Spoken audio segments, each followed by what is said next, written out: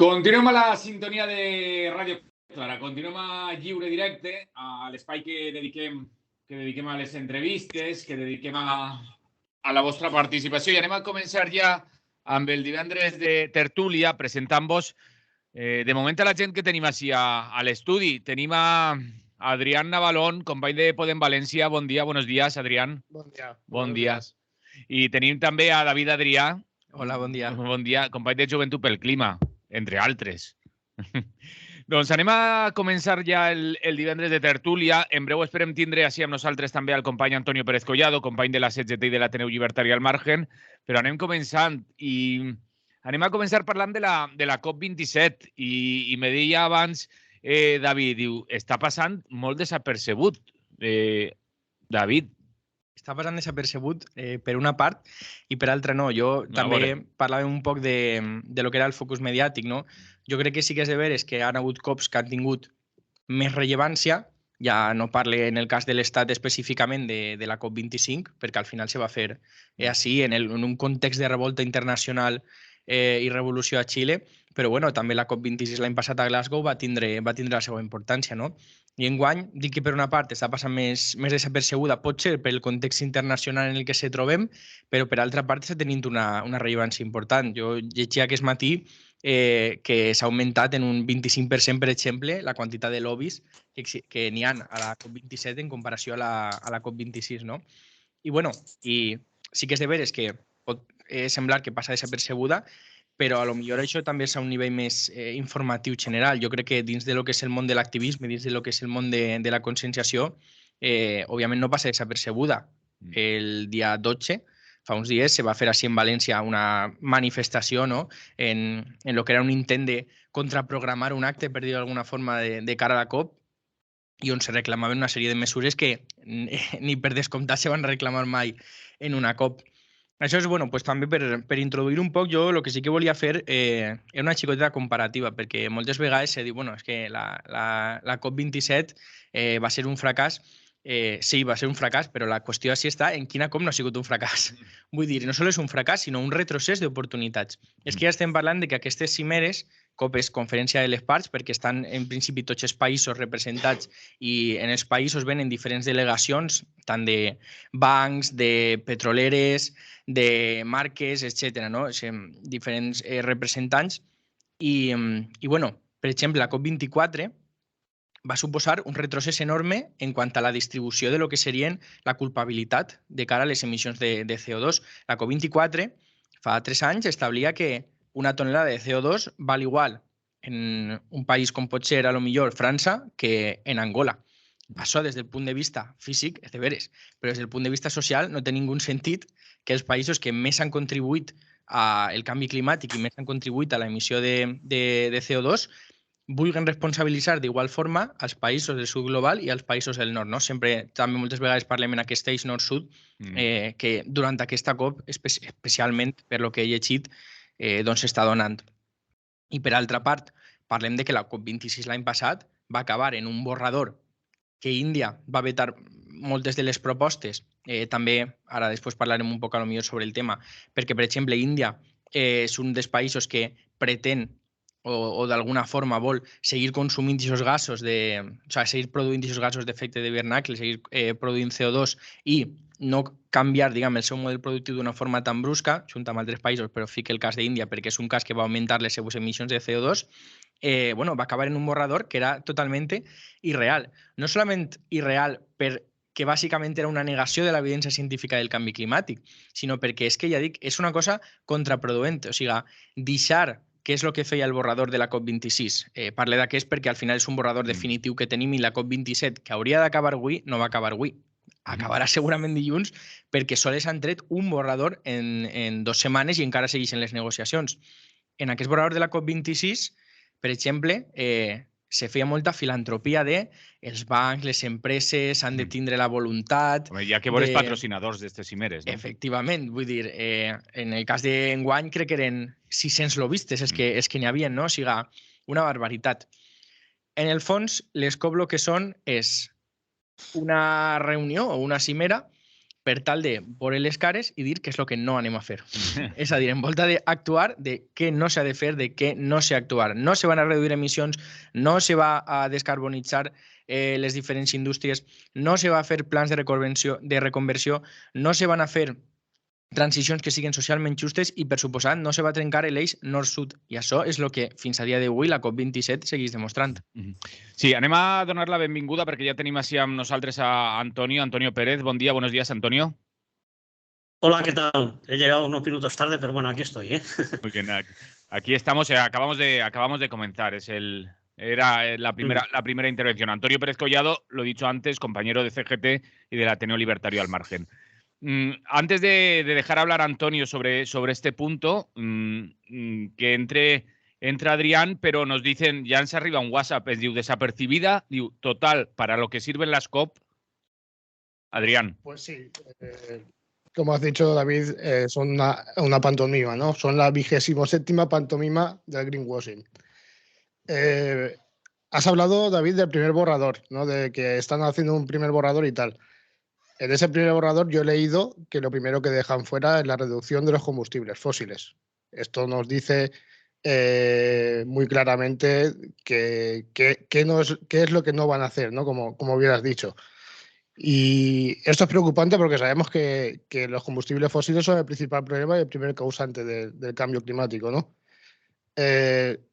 La COP se hace en Egipto. Egipto ahora mismo está produciendo gas de la forma más contaminante que hay, con un material, creo, con un combustible que se llama mazut. No lo tengo muy bien situado yo, pero según he leído, de lo más contaminante que hay. Pues insistir un poquito en lo que ha dicho David, ¿no? La COP con más lobistas, sabemos que la patrocinaba, ¿no? La inauguraba Coca-Cola, que es uno de los mayores productores mundiales de plástico. O sea, partimos de una base de que quien te presenta es uno de los más contaminantes del mundo. Así que, además, pues eso, petroleras, ¿no? Bancos, como bien has dicho. Y pues básicamente nos encontramos ante, pues esto, la 27ª pantomima del clima, de la cual yo tampoco tengo esperanza de que salga ningún compromiso serio y que si sale algún compromiso sobre el papel no lo van a cumplir, lo tenemos clarísimo. Sobre todo las grandes potencias que más contaminan, hablamos de Estados Unidos, de China, de India, de Rusia, no van a cumplir, lo sabemos perfectamente. Entonces, pues muy poca esperanza en esta cumbre. Creo que, de hecho, el cambio climático se combate mejor en las calles que en las cumbres. Y eso creo que se demuestra todos los días. Y como hemos nombrado antes de empezar, David y yo, lo muestra la Asociación de Ciutat Port, la Comisión Ciutat Port, cuando salimos a manifestarnos porque hay que parar el puerto. Eso no lo hace CaixaBank cuando vaya a ir a Canal Nou, a las tertulias que tienen preparadas. Yo creo que es muy ilustrativo un ejemplo de una noticia que leí el otro día. Las aseguradoras ya no van a cubrir los riesgos derivados, los riesgos y los daños derivados de las danas, de las tormentas más fuertes, ¿no? Y de estos episodios meteorológicos más extremos, porque consideran que estos fenómenos extremos ya son algo normal.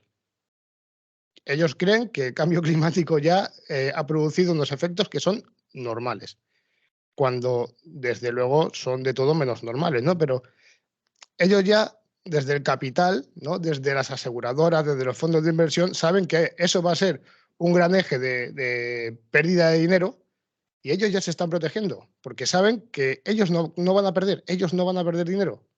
Aunque a nosotros nos llegue una riada, aunque a nosotros nos asole una ventisca, aunque haya una sequía del copón que impida que la oliva coja volumen, la uva coja volumen y no tengamos un buen vino ni un buen aceite. Ellos se cubren las espaldas, siempre se cubren las espaldas. Y al final mi sensación, ¿no?, es que tal y como se está tratando el cambio climático y todo este tema, es que pues nos desprotegen a nosotros. Nos desprotegen a nosotras y a nosotros, a la gente más vulnerable, a la gente humilde, porque ellos, aunque van a sufrir el cambio climático, aunque también lo van a sufrir, y yo creo que no acaban de ser conscientes de que lo sufrirán también, pero saben que desde sus posiciones de poder los van a sufrir mucho menos que la gente de a pie, que vivimos en una ciudad que de repente pues estamos a 30 grados en noviembre. Eso es insostenible. Antonio. Bueno, pues yo creo que lo han explicado ya tanto el mensaje que hemos recibido como la postura de los dos compañeros que me han precedido, ¿no? Aquí en la tertulia. Yo creo que el hecho de que sea la número 27 ya dice mucho de para qué sirven estas cumbres, ¿no? Si todavía no hemos conseguido más que algunos manifiestos, pues me parece muy pobre el resultado. Sobre todo cuando han tenido que desplazarse 30.000 personas allí a la reunión esta, ¿no? En Egipto. Muy poca faena es la que han realizado, ¿no? Bueno, un manifiesto que luego, como ya se ha visto reiteradas veces, no se cumple. Es decir, vamos a hacer esto, vamos a hacer lo otro, y no hacen nada. Entonces son declaraciones de mínimos, es decir, algo tenemos que sacar para que no se rían de nosotros, ¿no? Entonces vamos a hacer un comunicado, unos acuerdos flexibles, que luego el que no quiera no los cumple, o el que lo cumpla pues lo indemnizamos y le damos otras ayudas de otro tipo, ¿no?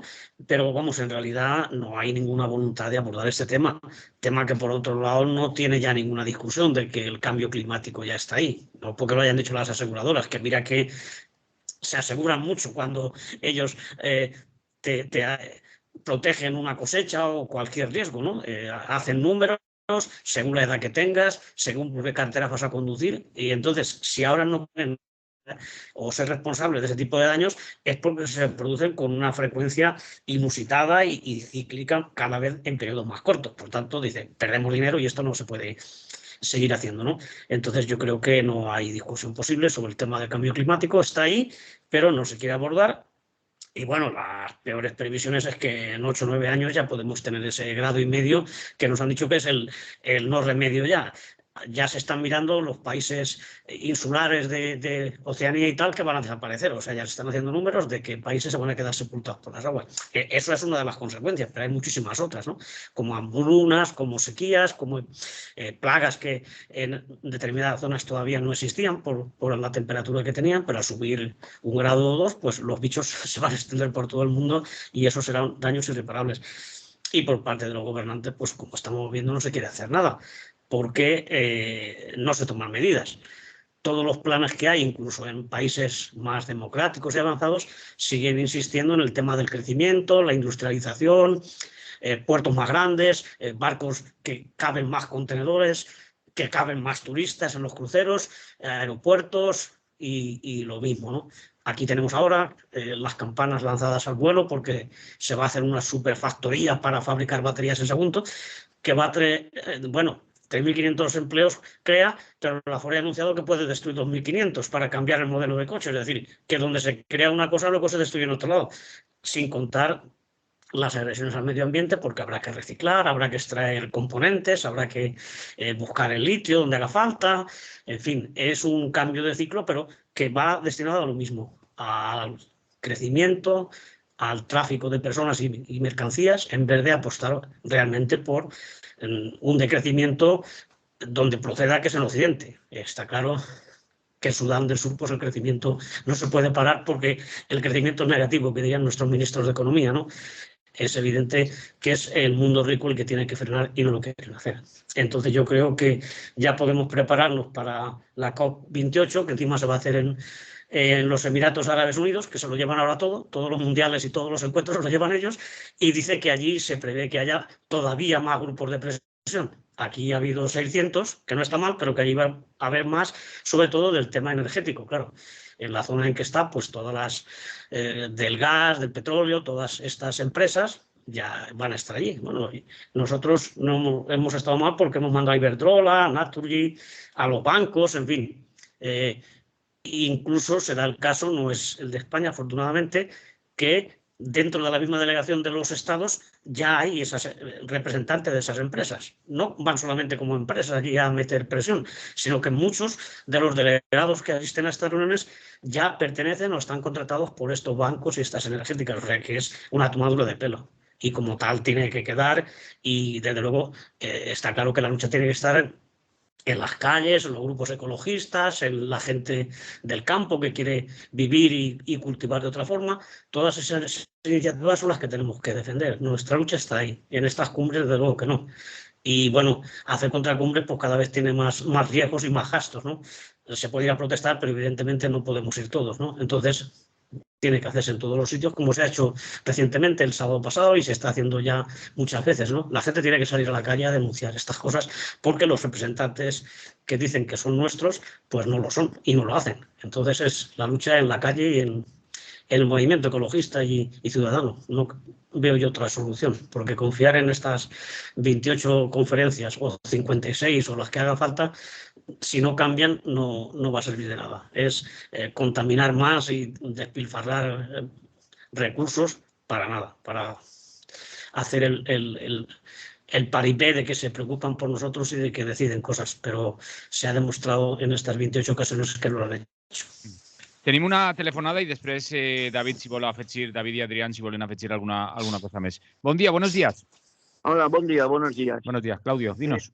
David y Adrián, buenos días, compañeros. Mira, David, Adrián y Antonio son los tres que están hoy por aquí. Hola, Antonio. Bien, decirles que lo que estamos hoy hablando, lo que estáis hablando, yo mañana, porque llevo casi 40 años, Manolo lo sabe y Antonio también, llevamos 40 años hablando de estos temas en Radio Clara. Yo mismo mañana tengo un programa en la radio y ya no me apetece mucho tocar el tema. No me apetece mucho tocar el tema porque el planeta, creo que no voy a hacer demagogia, porque no es así, el planeta nos lo estamos cargando ya. Nos hemos cargado el planeta de una manera, lo sabéis perfectamente. Yo llevo haciendo en la radio, posiblemente no es potenciarme yo, cuidado. Hablando con doctores en ciencias biológicas, catedráticos de física aplicada, etcétera, etcétera, etcétera. Eso lo ha hecho la radio. El compañero Manolo, el compañero Antonio y todos los compañeros y compañeras que estamos en Radio Clara, el cambio climático ha sido la estrella, la fatal estrella. Estimados compañeros y compañeras, nos estamos cargando el planeta. Y lo sabéis muy bien, tú lo sabes muy bien, que estás ahora en el estudio de Radio Clara. Y los que están ahí, los compañeros también. Y termino el compañero Manolo, Antonio, el compañero, que estás ahí en la radio. Lo veo muy mal. Yo tengo una nieta que tiene 15 años. Ya veremos, lo ha dicho Antonio, estará una planta de baterías que son de litio, tal.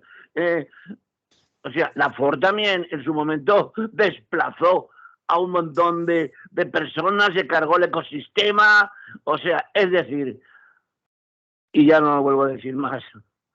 Qué pena tengo de que tengo 74 años, y me da la impresión que me voy a marchar con mucho dolor,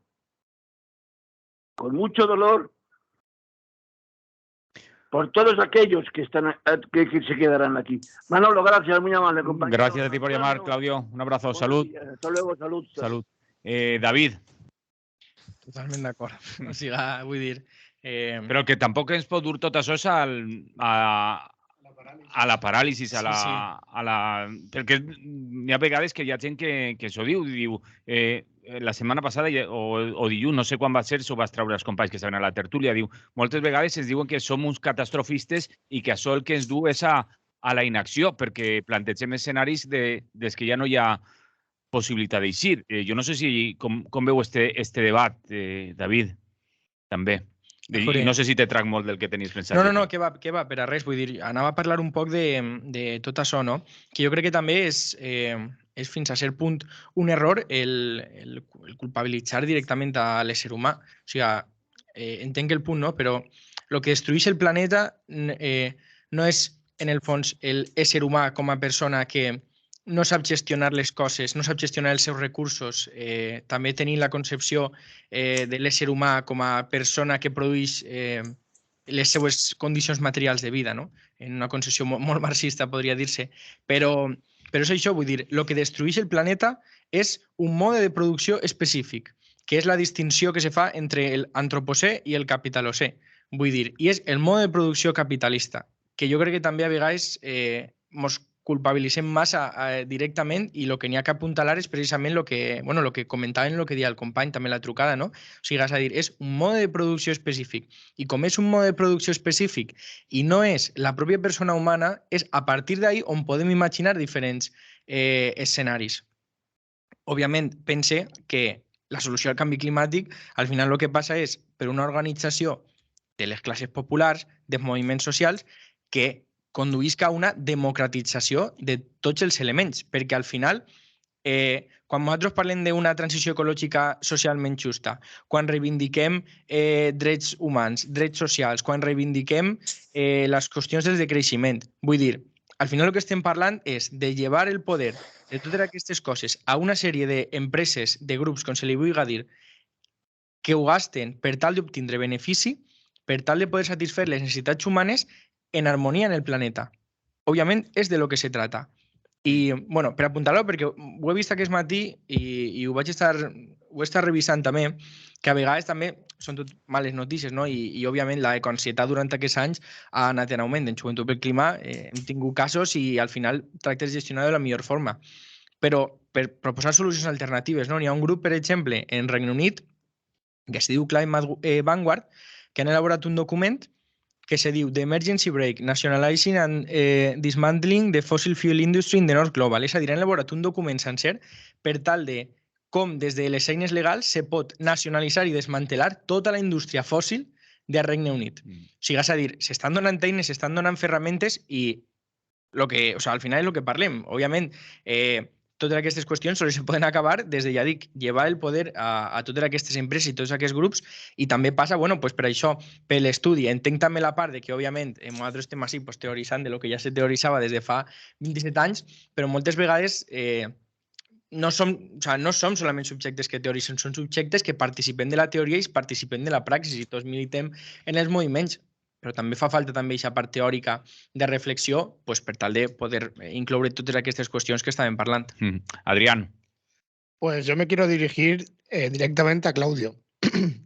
Cuando decimos que nos estamos cargando el planeta, más allá de la concepción que tengamos si la persona o el sistema, no estás hablando de demagogia. No pienses eso, porque no, porque estás hablando y estás diciendo la verdad. O sea, creo que en esto estamos todos de acuerdo. Quiero pasar rápido por algunas cosillas que, como ha nombrado Antonio, ¿no? Emiratos Árabes va a ser la próxima COP. Yo eso no lo sabía. Bueno, ya podemos anticipar el fracaso de la próxima COP. Ya no de esta, sino de, sacamos la bola del futuro, ya lo sabemos. Y lo sabremos de la 29 y de la 30 y de la 40.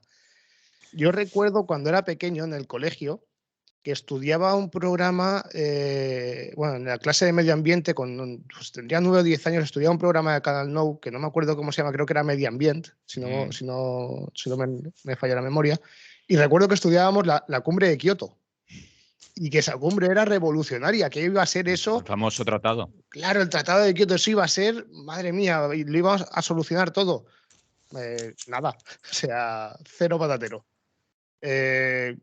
Después de eso, pues hemos tenido cosas tan obscenas como el mercadeo con las emisiones de CO2. O sea, que los países se venden entre ellos poder emitir más contaminación o menos, y lo que suele pasar es que los países del norte y los países intensamente productivos compran los derechos de emisión a los países pobres y pues a seguir contaminando, barra libre de contaminación, no pasa nada. Otra cosa que ha nombrado Antonio, ¿no? Que a la COP enviamos muchos lobistas desde España y desde todos los países. Yo me quiero hacer una pregunta. ¿Cómo no vamos a enviar lobistas si los primeros lobistas han sido Felipe González y José María Aznar desde Endesa y Iberdrola, con las puertas giratorias? Es que partiendo de esa base, si cogemos la lista de ministros, ministras, secretarios de Estado que tiene el PSOE y el PP, es que todos han pasado por bancos o por las energéticas o por empresas de ese tipo. Entonces, lobistas son lobistas. El PSOE y el PP son lobistas y es lo que envían a las cumbres. Es así. Y yo quiero nombrar una última cosa que me preocupa mucho. Conocimos la semana pasada que el mar Mediterráneo ha subido su temperatura. Y eso no es arte de magia, eso es por efecto del cambio climático. Que el mar Mediterráneo tiene riesgo de convertirse en un mar tropical, con la consecuente influencia y pérdida del ecosistema marino del actual Mediterráneo y sobre todo que afecta a la Posidonia, que es una gran productora de oxígeno, que ya está afectando a la Posidonia, que ya ha retrocedido. Y esto que parece una gracia, ¿no? Porque la gente se va a la playa en noviembre, cuando no es nada gracioso. Pero viene bien para los informativos. Viene bien para los informativos, viene bien para estar morenos en invierno, pero no es de recibo, ¿no? Es algo que sabemos que está mal, ¿no? Que está cambiando y que está mal. Y la subida de la temperatura del mar Mediterráneo conlleva la pérdida del ecosistema marino del Mediterráneo, pero es que también nos va a afectar, que esto es algo que parece que no llegamos a entender, es que también nos va a afectar mar adentro. Es que yo soy de un pueblo interior, provengo de un pueblo interior que vive del clima mediterráneo. Si el mar Mediterráneo cambia, aumenta su temperatura, el clima mediterráneo se nos va.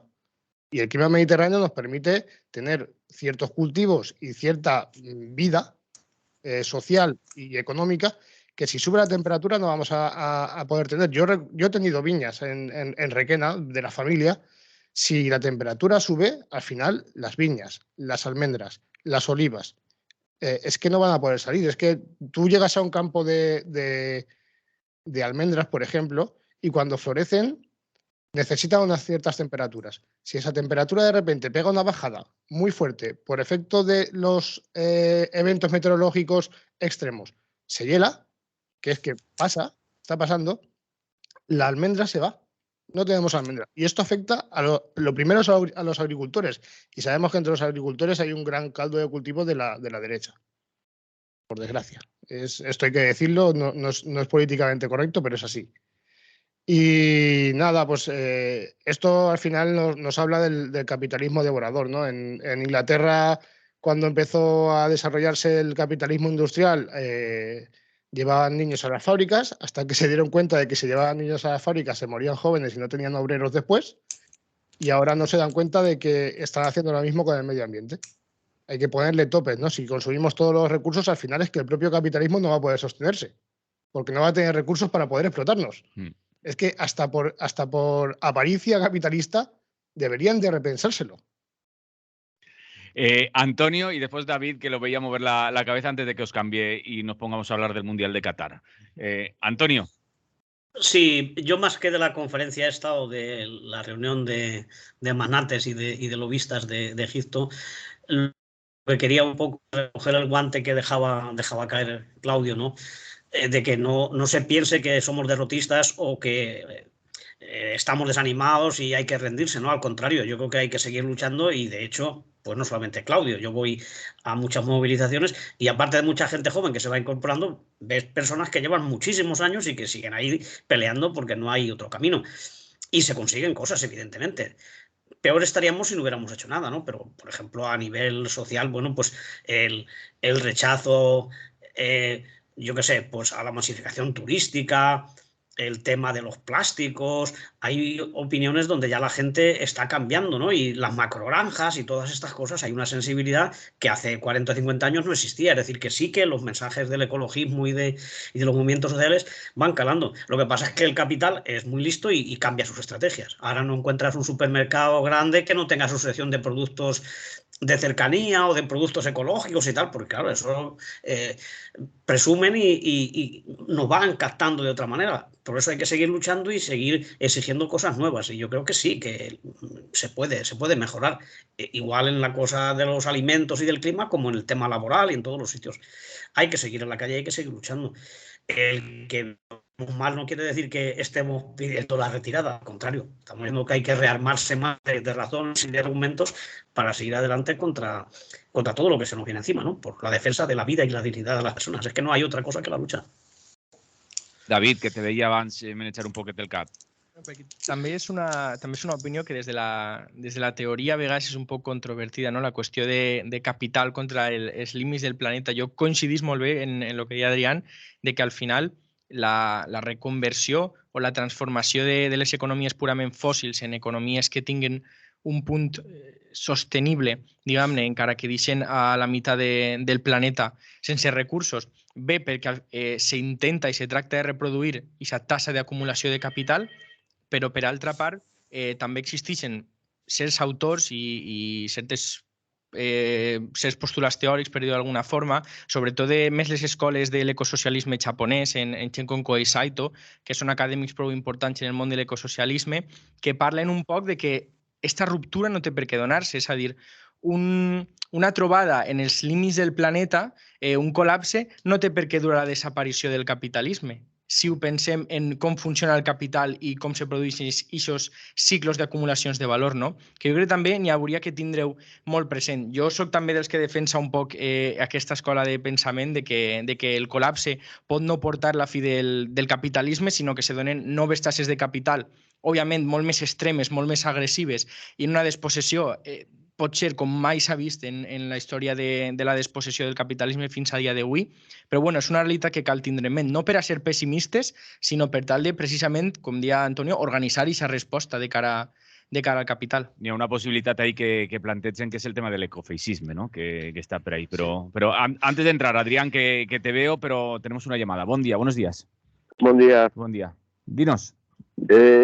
No, de acuerdo con el compañero, me ha parecido muy interesante el abordar la nacionalización de los recursos. Realmente yo creo que es una de las soluciones, porque hay que quitar el foco de la responsabilidad individual, donde es una especie de escapismo. Aquí no vamos a arreglar nada porque pongas una lata verde o amarilla en un contenedor. Es un tema estructural. Y realmente, por último, creo que también, agradeciendo a Radio Clara, por supuesto, siempre informando, el otro día flipé mucho con Ayuso porque no sabía que era abiertamente negacionista. Y uno le lleva a uno a la reflexión que claro, hay una audiencia, ¿no? para estos mensajes, ¿no? Entonces me parece que realmente estamos combatiendo contra la estupidez humana, ¿no? No creo que la gente se dé cuenta de la envergadura de lo que está pasando. Y para cerrar, recomiendo a la audiencia de Radio Clara y a todo el mundo en general, para combatir esta estupidez, un librito que se llama Las 7 leyes del caos. Yo prefiero hablar ya hoy en día de caos climático, el cambio ya ha sucedido. Acercamiento desde la teoría del caos matemática viene porque el clima es un sistema caótico complejo, y lo que está pasando es que, aunque redujéramos mañana todas las emisiones de CO2, vamos a un nuevo estado que realmente no sabemos si será 1, 2 grados, 4, catastrófico en cualquier caso. No somos catastrofistas, es lo que está pasando. Hemos alterado un sistema caótico y no sabemos realmente a dónde vamos.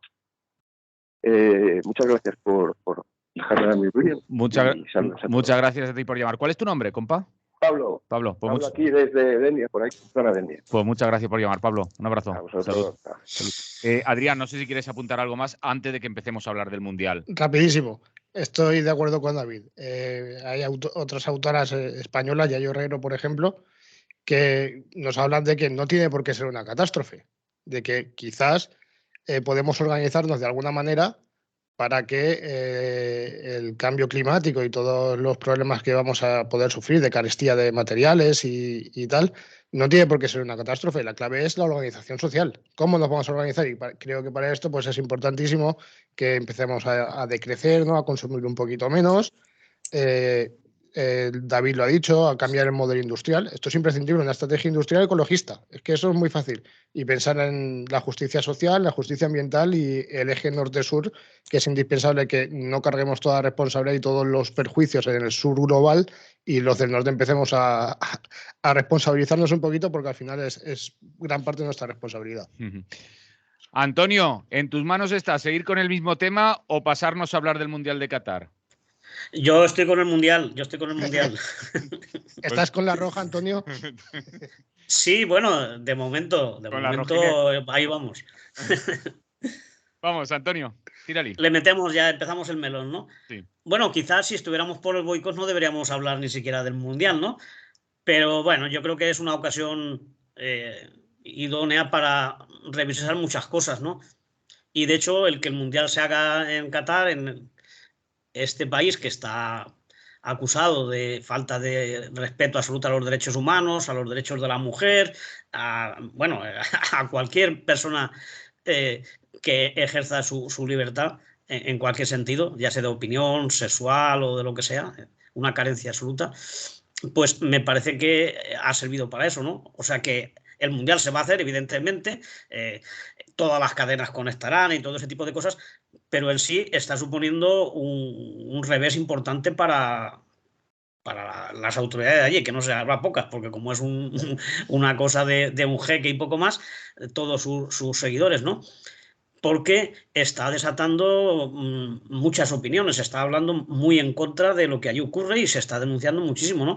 Porque claro, esto ya se sabe hace 4 años y ha habido unas obras que han costado miles de muertos, ¿no? Aparte de que el trato que se ha dado a los trabajadores, pues que eran de otros países asiáticos, digamos, de Bangladesh, de Nepal, en fin, donde la gente tiene que ir a trabajar por lo que sea, ¿no? Los han tratado prácticamente como esclavos, ¿no? Sin asistencia, sin derechos. Horarios intempestivos y larguísima jornada de trabajo, sin protección para los accidentes. De hecho, bueno, ya estamos hablando de 6.000 y pico muertos, ¿no? Eso no se había dado en las obras de ningunos mundiales.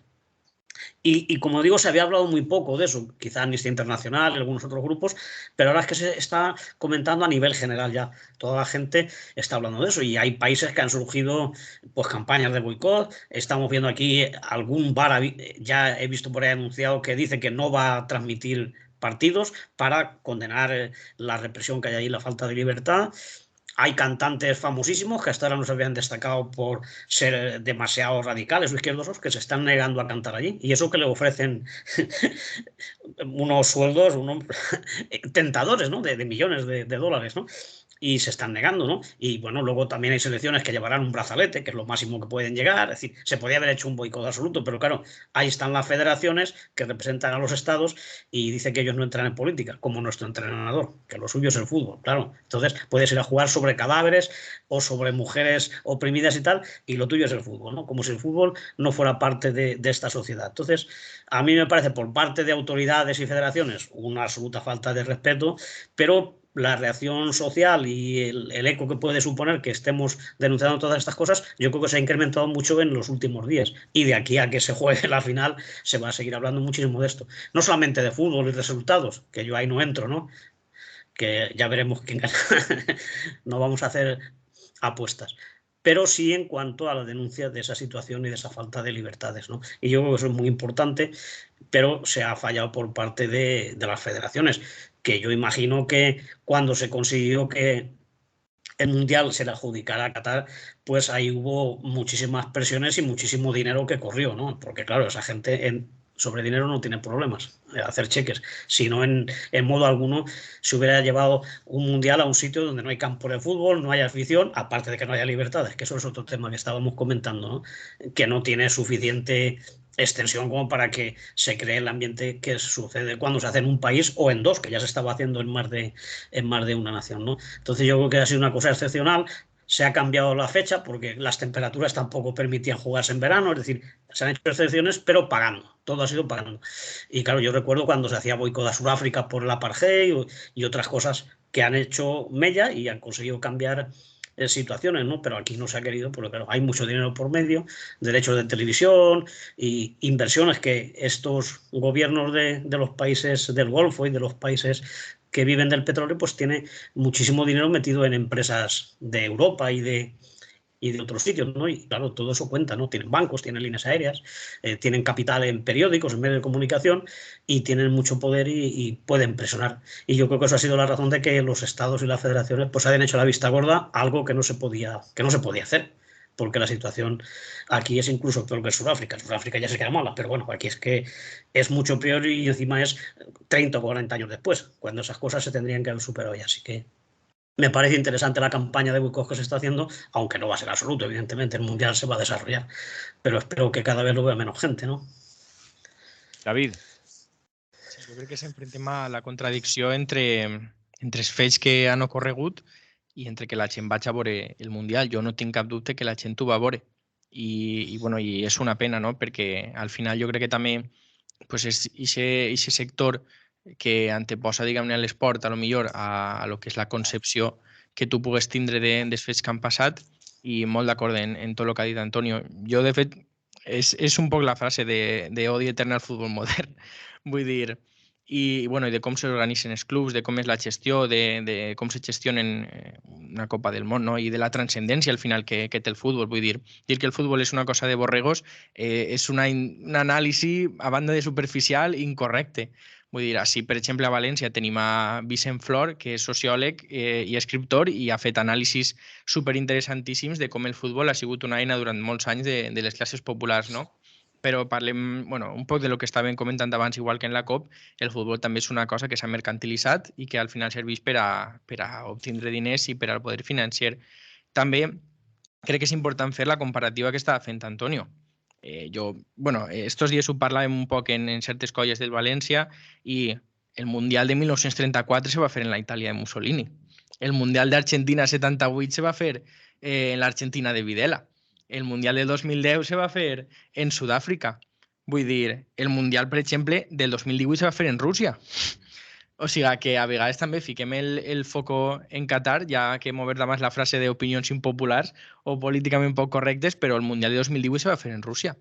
Vull dir, crec que també la crítica aquesta hauria d'anar més enfocada a lo que és la concepció sencera del Mundial i no solament de Qatar. Òbviament en Qatar existeix un règim que és té veure si...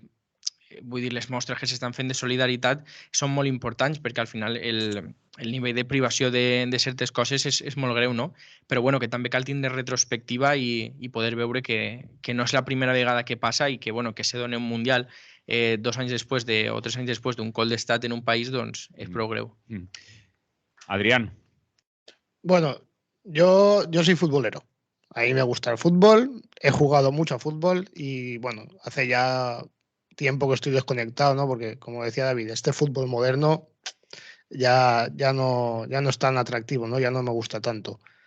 Yo me pregunto, ¿no? Como hacía un poco Antonio, ¿qué intereses económicos ha habido detrás de todo esto, ¿no? ¿Qué movimientos financieros y económicos hacen que la FIFA se plantee llevar el Mundial de Fútbol, que es uno de los eventos deportivos más importantes del planeta, a un país con nula tradición futbolística? Nada, no conocemos a un jugador o un entrenador de origen catarí. Yo no conozco ninguno. Y que encima ha tenido que mover las fechas naturales de la competición, influyendo en todas las demás ligas, para llevar... ¿Qué ha pasado para que decidan llevar el Mundial ahí? ¿No? Pues sabemos, ¿no? Dinero, lo de siempre, ¿no? Piqué, cuando hablaba de que llevaba la Supercopa, no sé si era Qatar también. Emiratos Árabes. O Emiratos Árabes, lo hacían evidentemente porque había una pasta enorme de por medio. Y esto es así, lo sabemos todos, ¿no? Cosas de Geri y de Rubi. Que, por cierto, he visto que cobra más de 27.000 euros al mes, el tipo, pues no. Con una prima anual al final del año de creo que 200.000 pavos. O sea, David creo que... No sé yo si le aplega para fin de mes, ¿eh? No, yo creo que... ¿Tú has visto ese dinero alguna vez? Yo no, ¿eh? Jamás. Lo he escrito alguna vez, he puesto 200.000, pero no lo he visto. Hace poco vi una noticia de que, creo que ha salido en los telediarios y todo, que muchos de los aficionados no son de mentira. Los que están en Qatar son de mentira. Yo digo, claro. Hoy lo ha explicado también Rafa Rius esta mañana aquí en la radio. Claro, digo, ¿qué aficionado en su sano juicio dice me voy a ir a Qatar a no poder tener un mínimo de libertad? Y yo me imagino, ¿no? Ir yendo con mi pareja a ver un partido de fútbol, no poder darnos un beso en público. O sea, estamos locos. Ha habido también un tipo que se ha querido ir en bicicleta, no sé si era español o de algún otro país de Europa, que se ha ido en bicicleta hasta Qatar para ver el Mundial. Por el camino ha desaparecido. Y claro, es que te estás metiendo en países que son peligrosos. En ese sentido, que son dictaduras. Y es que no es tolerable, ¿no? Que el fútbol y ningún deporte, ni los Juegos Olímpicos, y como decían, el Mundial de Rusia, que también sabemos que allí el respeto a los derechos de la comunidad LGTBI es nulo, que puedes ir a la cárcel por ser homosexual, igual que en Qatar. Entonces, no me parece procedente que eventos de tal magnitud, de tal importancia, que los ve todo el mundo y que pueden ser un perfecto espectáculo en el que se pongan los mejores valores de la humanidad al frente, de repente se convierte en todo lo contrario, ¿no? Intereses económicos, bueno, fundamentalmente económicos, y da igual todo lo que haya detrás, da igual que hayan 6.500 trabajadores muertos, da igual que las mujeres tengan que ir tapadas hasta arriba porque si no, no pueden pasear por una calle, da igual que no tengan ni siquiera la entrada permitida a los estadios, que ahora les van a dejar entrar porque es una pantomima, pero es que no les dejan entrar, al punto de que no tenían ni baños para poder ir a hacer sus necesidades. Y que si eres homosexual vas a estar 3 años en la cárcel si te cogen. O sea, hay un futbolista que es homosexual, de los pocos que lo ha reconocido, que lo comentaba y dice, yo voy con miedo. Yo voy con miedo. Y dijeron, no, desde Qatar le dijeron, no tengas miedo, si no hacen nada, claro, si no piensas. Y nada, pues en resumen, yo creo que este tipo de eventos internacionales y deportivos que son tan populares y que todo el mundo ve, porque al final todo el mundo ve, yo no lo voy a ver por conciencia, ¿no? Porque primero creo que van los derechos humanos. Pero al final creo que en todos estos eventos internacionales tenemos que plantearnos al menos 2 cosas. Primero, que se cumplan los derechos humanos y a partir de ahí podemos hablar, porque vas a ser un altavoz en todo el mundo, lo va a ver todo el mundo y tienes que cumplir derechos humanos, mínimo. Eso me parece un mínimo de derechos humanos. Y luego, una cosa de la que se habla poco en estos macroeventos, las infraestructuras que hacen construir a los países. Nosotros lo hemos vivido con las Olimpiadas de Barcelona, creo que también con algún evento deportivo enorme que hubo en Sevilla. Y suele pasar en todos los lugares que hay un gran evento deportivo como estos, como Olimpiadas, como Juegos Olímpicos, como Mundiales. Los organismos internacionales del deporte le dicen, tienes que construir estadios que tengan tanta capacidad. Y de repente esas comunidades se gastan un dineral en hacer estadios que sirven para utilizarlos una sola vez y ya nunca más se vuelven a utilizar. Son un coste para la administración, son un riesgo porque acaban deteriorándose. Y es un esfuerzo, que antes hablábamos del tema ecológico, es un esfuerzo ecológico que es totalmente innecesario. Vete a países que ya tengan la infraestructura creada. Si Qatar no puede asumir la organización de un mundial porque no cumple derechos humanos y porque no tiene instalaciones, pues igual hay países que ya las tienen. Hay muchísimos países con campos de fútbol. Entonces creo que debemos ir por ahí, ¿no? El cumplimiento de los derechos humanos de la forma más exquisita posible y rebajar las exigencias en cuanto a la inversión en infraestructuras. Antonio, ¿quieres apuntar algo más? Sí, reconocer que es cierto que mundiales y olimpiadas se han hecho en países con dictaduras poco presentables, ¿no? Pero claro, en el caso este del fútbol, la diferencia es que eran sociedades con una gran tradición de aficionados y de equipos, pues como Argentina. También hubo protestas en 2014, creo, en Brasil, porque la gente decía que era un despilfarro por conforme estaba la situación, ¿no? Pero es eso, que son países donde ya hay una infraestructura y una afición al fútbol impresionante y no se había llegado a esas situaciones que ya hemos comentado, ¿no? De suspender todas las ligas de Europa y de todos los sitios, es decir, cambiarla de fechas. Ha sido ya el absurdo, ¿no? Y lo más ya llamativo y escandaloso es eso, que se han construido, creo que son 8 o 10 estadios enormes de fútbol, que se han llevado 6.000 y pico vidas por delante y que eso se va a quedar ahí para nada, porque yo no creo que se vaya a desatar ahora la pasión en Qatar por el fútbol y vaya a haber una liga como la alemana o la inglesa, ¿no? O la española, es decir, es tirar el dinero, pero claro, como esta gente presume de que el dinero lo tiene tantísimo que lo puede tirar, pues lo hacen, ¿no? Pero yo creo que exagera las contradicciones del mundo este del fútbol, el mundo que lleva la política del fútbol, no de la gente que lo practica y que juega y que es pues un deporte bonito y tal, porque es colectivo y lo pueden jugar los pobres, ¿no? Como el polo, pongamos por caso, ¿no? Otros deportes que son más de élite, ¿no? Pero este es un deporte de los más populares, se juega en África, se juega en todos los sitios, en Brasil, en cualquier sitio. Entonces, pues es una pena que una cosa tan social, tan popular, pues esté manipulada por dirigentes que no tienen escrúpulos y que solo van a mirar el dinero, ¿no? Y por eso es por lo que se están haciendo este tipo de denuncias y los llamamientos al boicot y tal. Pero es cierto que no se mira el calado de los derechos humanos o el respeto cuando se decide hacer unas olimpiadas o hacer un campeonato de cualquier otro deporte. Se debería ser más respetuosos y utilizar esa presión para conseguir que esas sociedades cambien o los estados que la controlan, ¿no? Que no se hace como hemos visto aquí en el caso este, ya como una manifestación extrema de lo que estamos diciendo.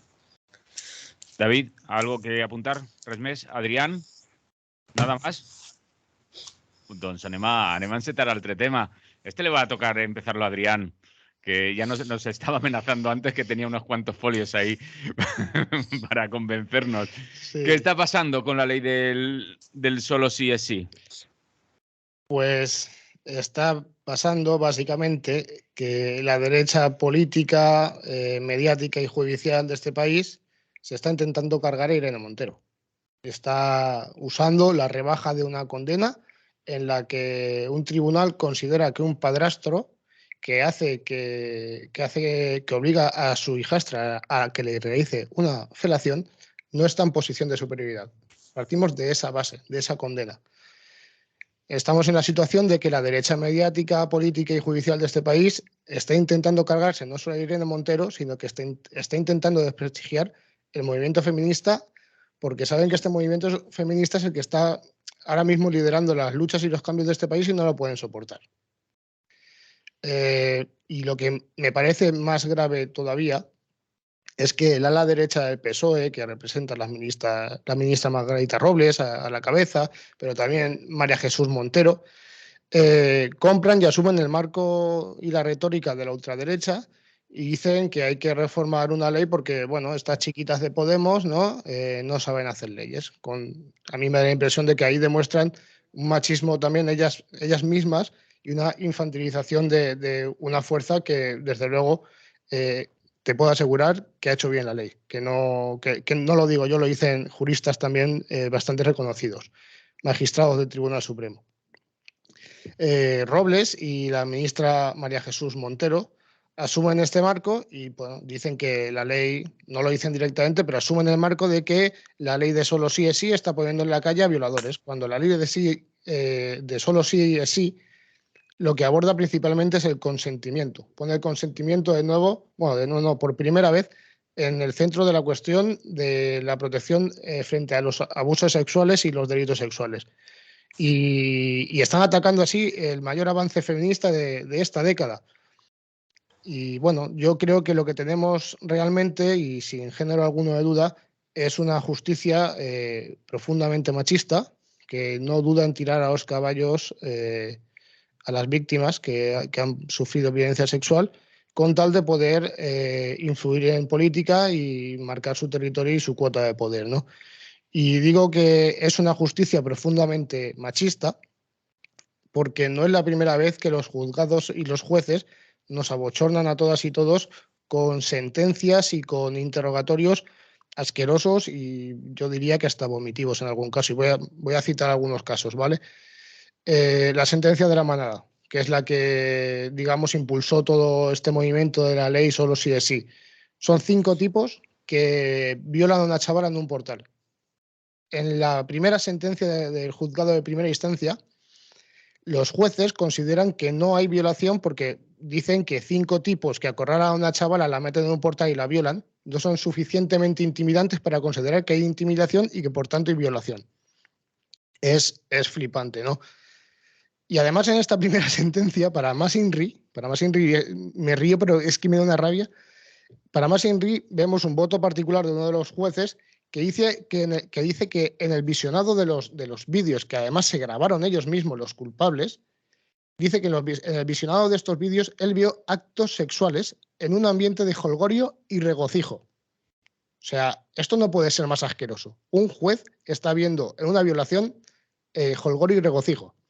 Y tenemos otros muchos casos en los que hay jueces y juezas también que preguntan a las víctimas de violación cosas como esta, que se llevaban la ropa interior bien puesta, como si eso pudiera impedir una violación, si había intentado salir de la habitación en la que 2 tipos la estaban violando, o si cerró bien las piernas, como si cerrar bien las piernas frente a una violación supusiera un candado, ¿no? para evitar la violación.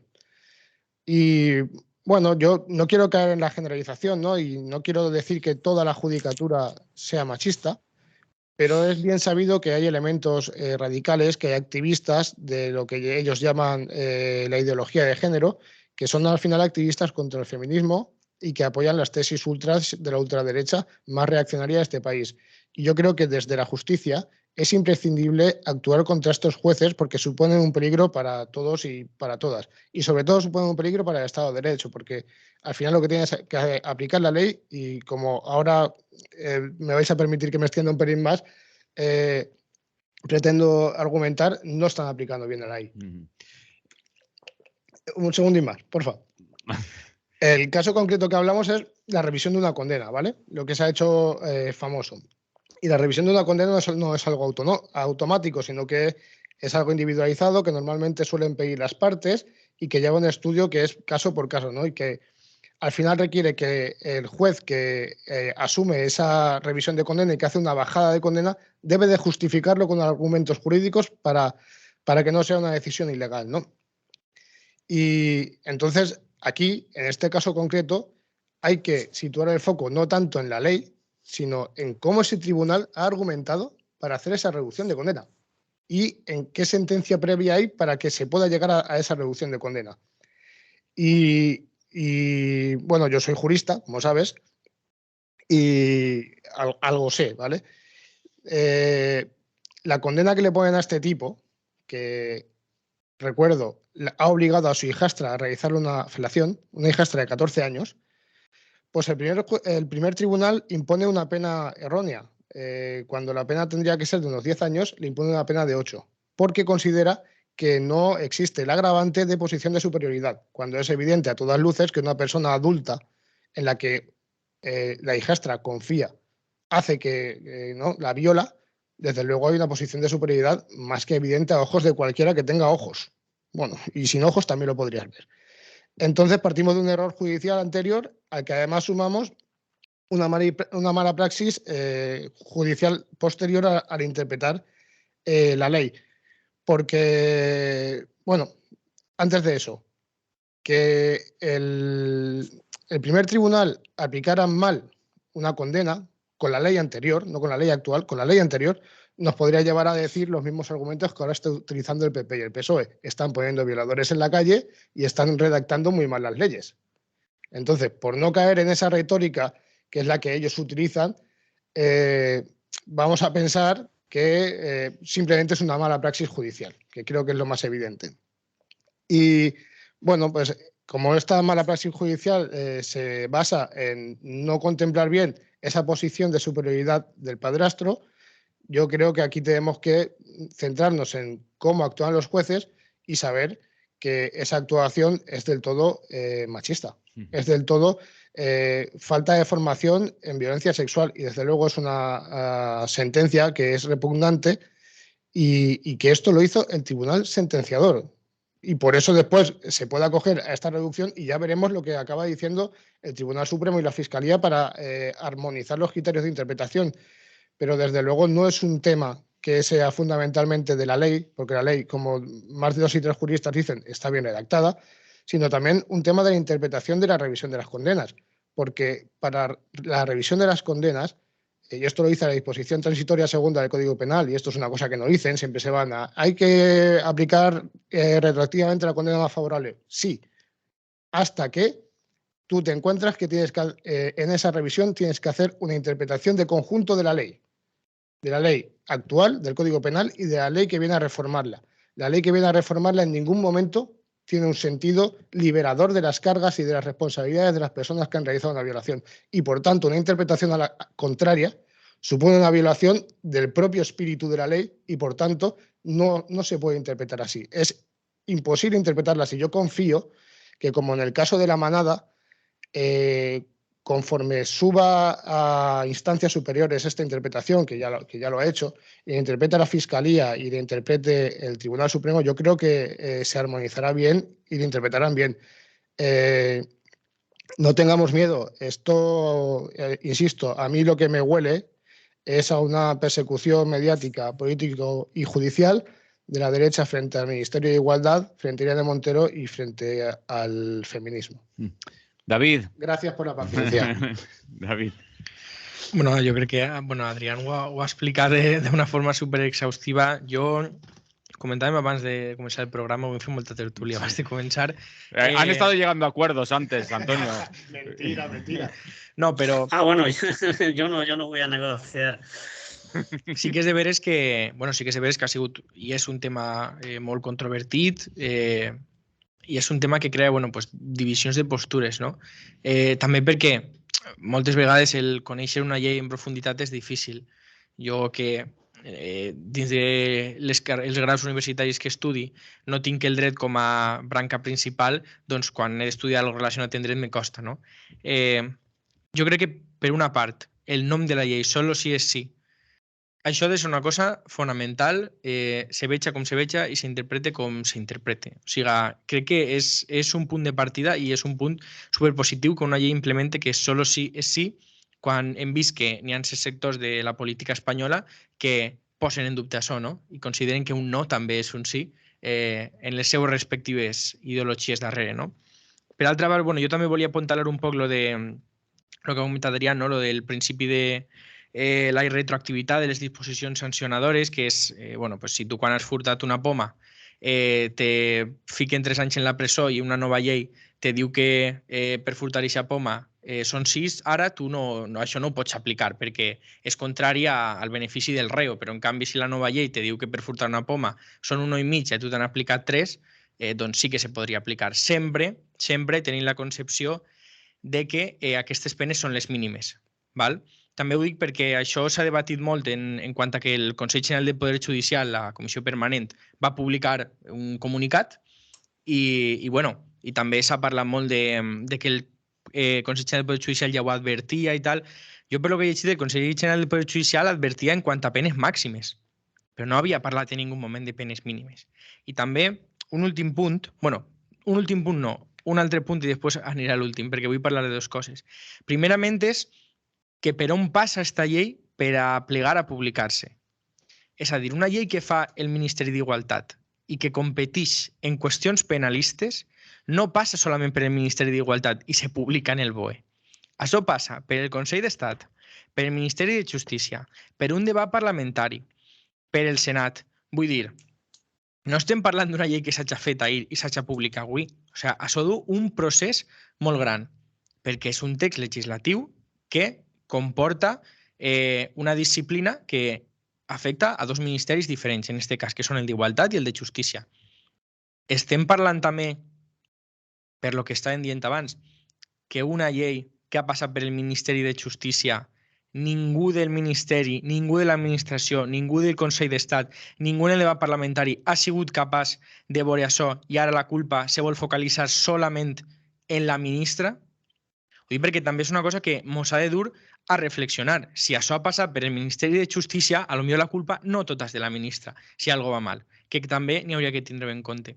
I ja per últim, i per tancar la meva intervenció, crec que el que per una part també ha obert esta llei, més enllà de la polèmica, és la qüestió de la penalitat, que és un tema molt interessant, des de la sociologia se tracta també, i és això, és que estem veient una confrontació, per dir-ho d'alguna forma, entre les 2 postures, no? Entre el punitivisme penalista, que sí que aboga per penes de presó més grans, i en canvi un poc, que si no que se me corregisca, és per on va aquesta llei, que és el contrari. O sigui, aquesta llei en el fons no és una llei punitivista, és una llei que aboga per la equiparació de certes penes, la extensiva tipificació, però no precisament per un agravant de més anys de presó d'aquests delictes, no?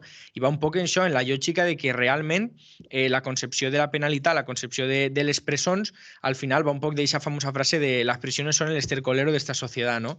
I aleshores adopta més postures en canviar la transformació de la pròpia persona i a la negació de que una persona per cometre un delicte doncs ja està marcada per vida i va a la presó i demés, no? Que crec que també és una postura interessant més enllà de tota la polèmica que s'ha obert el debat en torno al punitivisme penalista i el antipunitivisme.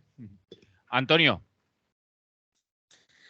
Bueno, yo creo que en este tema hay muchísimas opiniones encontradas, ¿no? Yo tampoco tengo dudas de que la derecha pues quiere desgastar a los ministros progresistas, ¿no? Del gobierno actual, eso es evidente, ahí no lo vamos a negar. Tampoco vamos a negar la composición de los tribunales, sobre todo de los tribunales superiores, ¿no? Lo hemos denunciado en esta emisora cientos de veces, que ya desde la transición no se quiso depurar el aparato judicial y luego tiene unos mecanismos para nombrarse a los jueces de los organismos superiores que imposible que gente más joven que ha entrado en los tribunales y que está haciendo de juez, pues pueda ocupar esos cargos, porque es como una casta y entre ellos se los reparten todo, ¿no? Los jueces de toda la vida, ellos deciden quiénes suben y quiénes no. Dicho eso, pues reconocer mi ignorancia en temas, pero sí que he leído, parece que no se cuidó demasiado la redacción a la hora de prevenir esto que podía pasar y que ha pasado. Parece ser que se han juntado dos delitos, que era el de abusos y el de agresiones, entonces, bueno, pues ha hecho ahí una media, como este tenía penas menores y el otro eran mayores, pues hacemos una media y rebajamos la posibilidad de que te condenen. Claro, eso les ha venido favorablemente a los abogados defensores y a la gente que ya estaba condenada para ahora pedir una revisión, ¿no? Porque ahí tiene la posibilidad de rebajarse su condena, ¿no? Dicho eso, y entendiendo que pues eso ha sido un desliz seguramente y que oportunistamente ha sido aprovechado por la derecha y por los jueces más conservadores, pues decir que lo que habrá que hacer será unificar un poco la doctrina y ver de qué manera se puede paliar eso, o si hay que modificar otra vez la ley.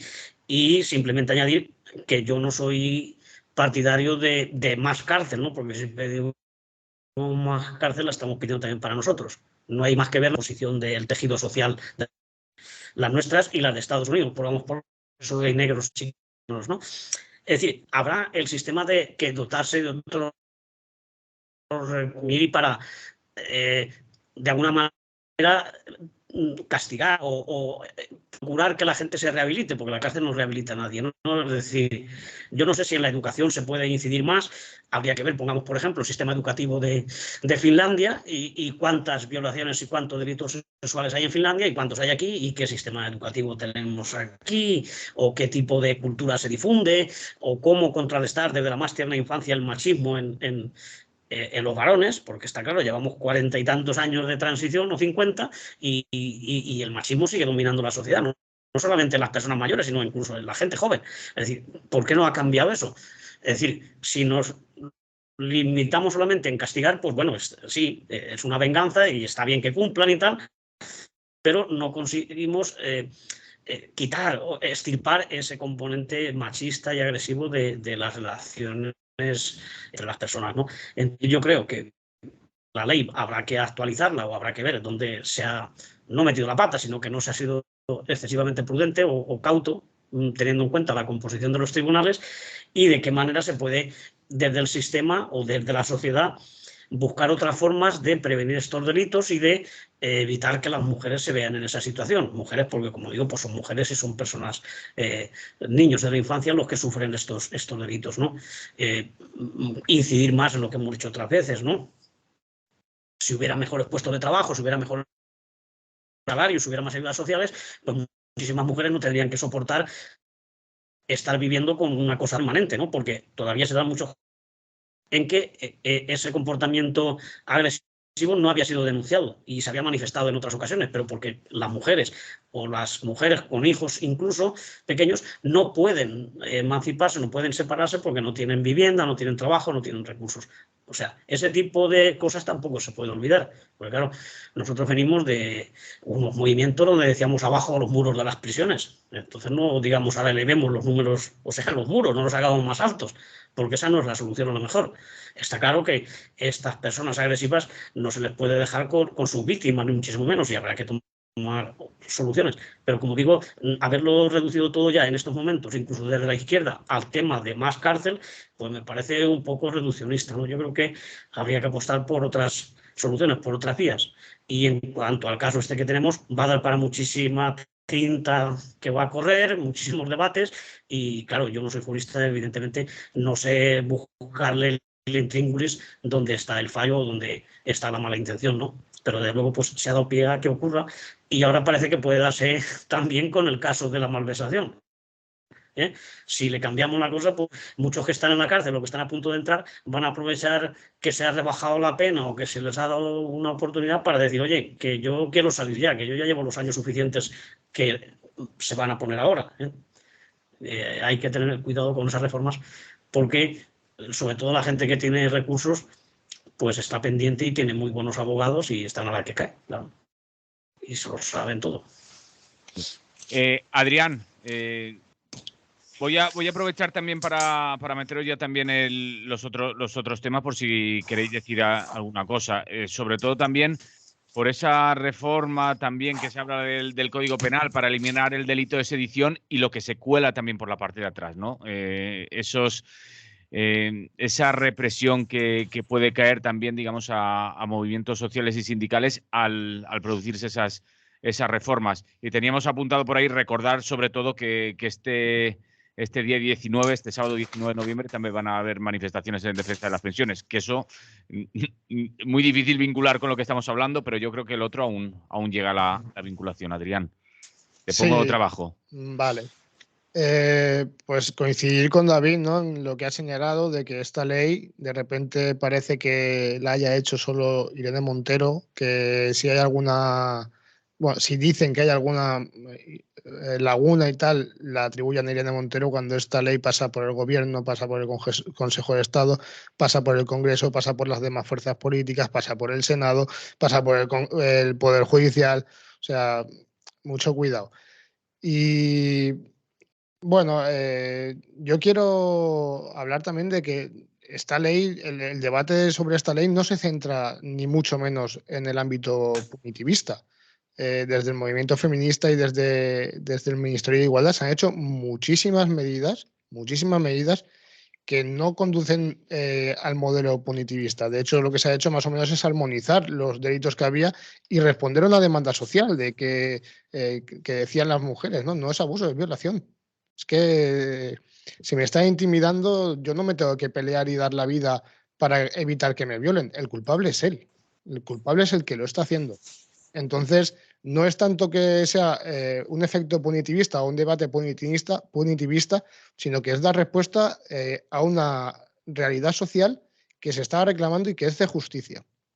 Hemos visto ya a la derecha política, a la derecha mediática, a la derecha judicial a través de las asociaciones de jueces conservadores pedir la dimisión de la ministra. No he oído lo mismo cuando el señor Feijóo lleva bloqueando el Poder Judicial durante 8 años. No he oído que pidan la dimisión de un solo dirigente del Partido Popular por uno de los golpes de Estado judiciales más graves de España. Lo que tienen secuestrado el Poder Judicial, y esto hay que decirlo.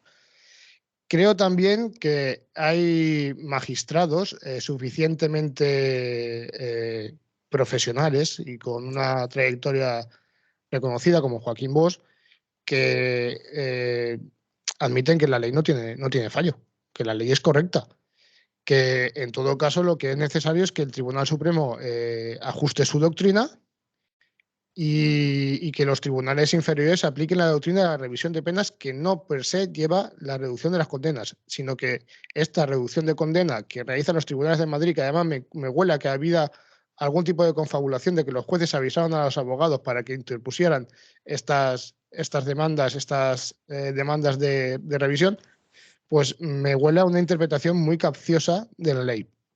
Que como he dicho antes, cuando se realiza una revisión de las condenas debe de realizarse en atención a la nueva ley, al espíritu de la nueva ley que viene a revisar la anterior, no de cualquier manera. No se puede hacer una interpretación a la ligera como han hecho. Y por otro lado, un poco por confrontar un poco con Antonio, no estoy nada de acuerdo con el tema de la cuestión de la corrección jurídica de la ley, porque como bien han dicho algunos magistrados, la ley es correcta. Creo que ese marco de que la legislación está mal hecha es el marco habitual que nos lanza la derecha, incluso a veces el PSOE, que siempre dice, no, es que la ley de Podemos tiene que estar un poquito más de tiempo antes de salir, como la ley trans, por seguridad jurídica. Y es una de las excusas que utilizan siempre, es uno de los argumentos básicos que utilizan cuando no quieren decir nada, cuando no se quieren mojar y solo quieren torpedear las cosas. Además, la interpretación política de los jueces lo hemos visto ya en muchas ocasiones. Es que no es nada nuevo. Antes he citado los ejemplos de las sentencias y de los comentarios y los interrogatorios de la Maná y de otros juicios de violación, pero es que también lo hemos visto con las custodias. Hemos visto cómo los tribunales dan custodias compartidas o dan visitas a padres condenados por violencia de género, sabiendo que no la pueden dar. saltándose a la torera la ley, porque hacen una interpretación capciosa y machista de la ley, porque son ese tipo de jueces no dejan de ser activistas de un poder político, porque la justicia, hay que decirlo, es un poder político y lo que tiene que hacer es ajustarse a la ley y a la realidad social. Y lo hemos visto también con otra cosa que es sangrante. Se han inventado algunos jueces y algunas juezas un síndrome que no existe, el síndrome de alienación parental, según el cual se supone que las madres ponen en contra de sus padres a los hijos, cuando es mentira. Ese síndrome no existe. Entonces, la ciencia y la psicología lo ha demostrado y lo ha puesto blanco sobre negro de que esa interpretación en la ciencia jurídica forense es un error porque no existe. Es aplicar la ley conforme a parámetros científicos inexistentes. Entonces, combato una por una todas las ideas que están en contra de esta ley y está bien hecha. Nos encontramos en un marco de interpretación judicial muy capcioso y y altamente machista, en el que nos encontramos con algunos jueces, no digo todos, pero algunos jueces que son elementos radicales del activismo político de ultraderecha y contrafeminista, y que lo que nos encontramos profundamente y lo que nos encontramos evidentemente es una derecha política, mediática y judicial que está intentando tirar abajo todos los avances feministas y que no le tiembla el pulso si tiene que ir a por la cabeza de Irene Montero o si tiene que descabezar el movimiento feminista o si nos tiene que ridiculizar a todos y todas. Creo que esto es importante decirlo y que es importante que no entremos en los marcos de la derecha y que nos pongamos el escudo y cuestionemos cada una de las cosas que nos dicen, ya no solo desde la derecha, sino incluso desde el PSOE y desde algunos ámbitos de periodistas progresistas que a veces sorprenden. Y respecto al otro tema, y ya con esto acabo, pues encontramos la dinámica de siempre del PSOE, porque al final esta es una reforma del Ministerio de Interior y del Ministerio de Justicia, que son los responsables del orden público. Pero es una propuesta conjunta de PSOE y Unidas Podemos, ¿no? Por supuesto, nos toca votar con ellos, estamos en el gobierno y nos toca tragarnos este tipo de cosas. Con la intención de pacificar un poco el tema catalán, ¿no? Y de recomponer las relaciones institucionales, se admite la modificación del delito de sedición, que a mí me parece correcta, desde luego. He leído por ahí algunos tertulianos de izquierdas que han dicho que la sedición es la mayor tradición de España. Y es como, bueno, otros comprando el marco de la derecha, que esto lo está diciendo Vox. Y realmente el PSOE no es que haya agravado las penas de la protesta social. Lo que ha hecho es, de alguna manera, actualizar lo que ya se venía haciendo realmente, porque la policía y el Ministerio de Justicia ya perseguía esas prácticas por esa vía. Lo que pasa es que ahora encima no se cortan ni lo ponen en la ley. Pero vamos, al final es un poco lo de siempre. El PSOE no permite que saquemos la derogación de la ley Mordaza y todo aquello que le suene a libertades de la calle de poder combatir, pues no le viene bien porque al final sabemos lo que son. El PSOE es el ala izquierda de la derecha española. David. Tampoc vaig entrar en el tema perquè sé que se mos acaba el temps. Res, dir simplement, bueno, un poc que Pots dur-li la contrària, Adrián, eh? Ja, però tampoc vull entrar perquè si no això seria el debat interminable. Però bueno, que és una cosa molt negativa, no? el que això s'equiparen en un text legislatiu per molt que ja els jutges estiguen incorporant en la pràctica, perdó, i dir res, que òbviament així se veuen les contradiccions d'un govern de coalició on uns tiren cap a un costat i altres tiren cap a un altre.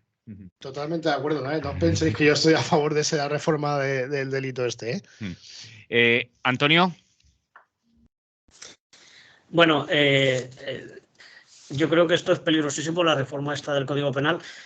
Desde luego, totalmente a favor de que se haya quitado el delito de sedición, porque es una cosa que viene de 2 siglos, cuando, bueno, 2 capitanes de caballería, pues cada 6 meses daban un golpe y querían cambiar la situación política, ¿no? En estos momentos eso ya no tiene ese sentido y me parece correcto que se haya querido quitar, ¿no? Pero lo que no está bien es que por la puerta de atrás nos metan la posibilidad de perseguir a todos los movimientos sociales y al sindicalismo alternativo y todo esto, ¿no? Porque es que van a introducir penas de 6 meses a 3 años a grupos que colectivamente alteren la paz social, corten el acceso a un edificio, ocupen un espacio, es decir, cualquier cosa que hagas que es lo necesario cuando haces una ocupación por un desahucio o un piquete en una huelga o una manifestación, una concentración, si el policía interpreta que estás interfiriendo la paz social o que pones en peligro no sé qué edificios, porque tampoco los especifica, entonces te van a aplicar la ley con toda su dureza, ¿no? Lo que estábamos ya comentando de la ley Mordaza, que no se ha querido derogar, a pesar de que estaba acordado y estaba anunciado y estaba vaticinado ya que iba a ocurrir. La ley Mordaza y las reformas laborales. Es decir, vamos a penalizar todavía más la lucha social y la lucha sindical, ¿no? Y yo creo que eso es peligrosísimo, que por el lado ese de que como han quitado el delito de sedición, pues algo habrá que tener, ¿no? Pero bueno, desde luego lo que se está haciendo no es para prevenir esos delitos que antes se perseguían o se pretendían perseguir con la sedición, que era pues una acción para cambiar el orden social, sino simplemente ahora se va a aplicar a gestos, acciones en defensa de los derechos sociales y de los derechos laborales. Y eso me parece grave. Que sigue en el aire el tema de la lucha por, no solamente por las pensiones, sino por los salarios dignos, ¿no? Salarios y servicios sociales, porque estamos sufriendo un deterioro absoluto. Lo estamos viendo ahora en la sanidad, no solamente la de Madrid, sino la de muchos otros sitios. La de Madrid es grave, pero las otras es peor que regular.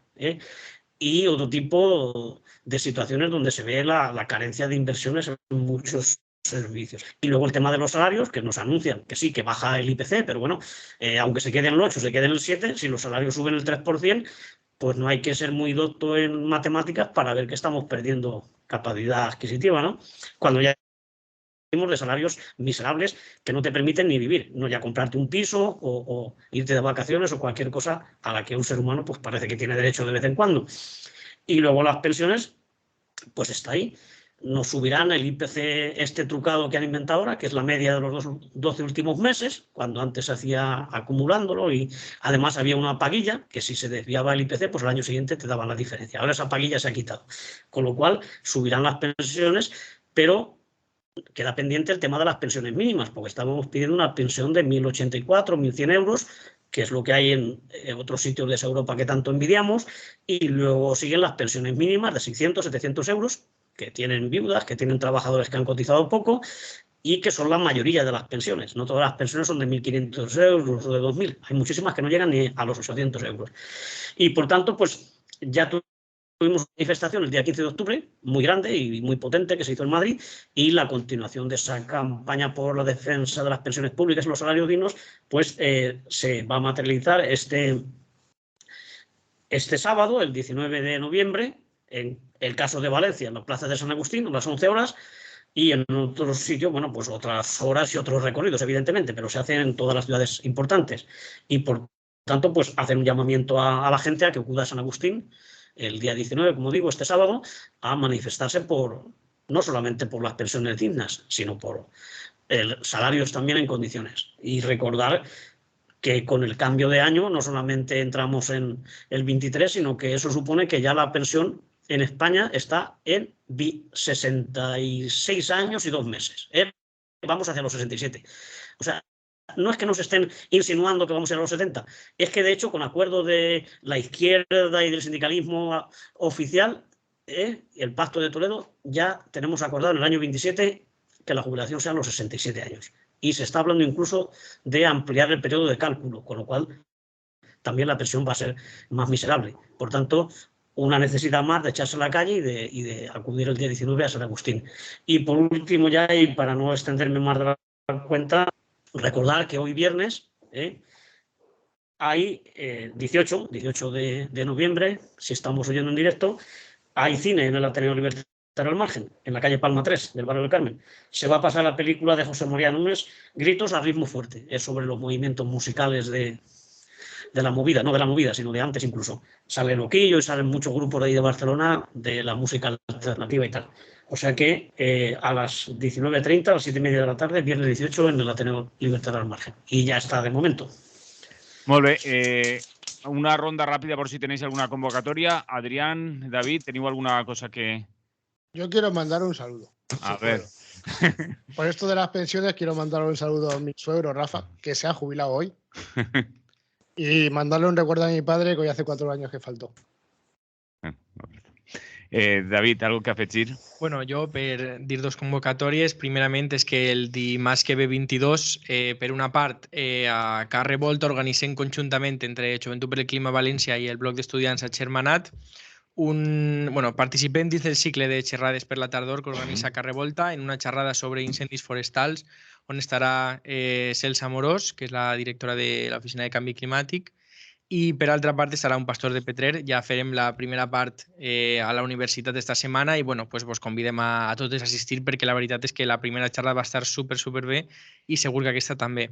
I així mateix, el dia 22, una delegació, això ho vaig anunciar en exclusiva, però ja s'haurà manat la nota de premsa, la convocatòria de premsa, millor dit, una delegació de Comissió Ciutat Port, anem a anar a Madrid per tal d'impulsar, per una part, la moció que ja registrarem en el Senat sobre desistir del projecte d'ampliació nord del Port de València i per altra part per mantindre una sèrie de reunions tant en el Congrés com en el Senat, en les dos bèsties que dic jo, per tal de veure com interpel·lar la ministra de Transició Ecològica en les futures o en les properes setmanes, per dir-ho millor.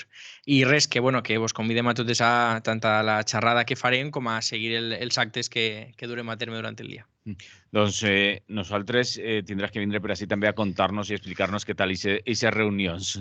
Serà un plaer. Molt bé. Jo una convocatòria que ens feien les companyes iranís i és que este dissabte, dia de 9 de novembre, a les 6 de la vesprada, a la plaça del País Valencià, a la plaça de l'Ajuntament, a la plaça 15M, com vulgueu anomenar-li, a les 6 de la vesprada hi ha una concentració contra la repressió a Iran. Una convocatòria que les companyes ens demanen també que difongam i que les acompanyem perquè diuen que hem de fer nostre també aquest crit. I en principi jo crec que, i que anem apuntant-se que el divendres que ve és 25 de novembre i és el Dia Internacional contra les Violències Masclistes i hi haurà que eixir al carrer. Res més, moltes gràcies als tres, a Antonio Pérez Collado, company de CGT i de l'Ateneu Llibertari al Margen, a Adrián Navalón des de Podem València i a David Adrià des de Joventut pel Clima. Salut i fins la propera. Una abraçada. Gràcies, una abraçada. Salut. Muy bien, salud. Hasta la próxima. Lliure, directe, Ràdio Clara i jo m'acomiade ja fins dilluns, que torna a estar així amb totes i tots vosaltres. Salut i fins dilluns. M'està fent mal ja el sol. Y en esta noche de celebración no podemos dejar de presentar a unas jóvenes promesas del panorama musical.